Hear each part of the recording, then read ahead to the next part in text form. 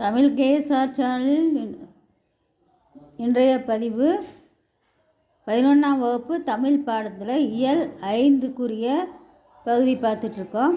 அதில் கற்பவை கற்றபின் என்று சொல்லக்கூடிய வினாவும் அதற்குரிய விடைகளும் உங்களுக்கு தொகுத்து பல பதிவில் கொடுக்கப்பட்டிருக்கு. இன்றைய பதிவு அகநானூறுக்குரிய கற்பவை கற்றபின் என்று சொல்லக்கூடிய செயல்பகுதி. இதில் நூல்வெளியும் உங்களுக்கு திணை, பாடல் வரிசை, எண்ணிக்கை என்று சொல்லக்கூடிய பகுதியில் கொடுக்கப்பட்டிருக்கு. திணை, பாலை, குறிஞ்சி, முல்லை, மருதம், நெய்தல் என்ற அமைப்பு முறையில் பாடல் வரிசையும் அதில் இருக்கின்ற எண்ணிக்கையும் கொடுக்கப்பட்டிருக்கு. இதில் கற்பவை கற்றபின் என்று சொல்லக்கூடிய பகுதிக்குரிய வினா,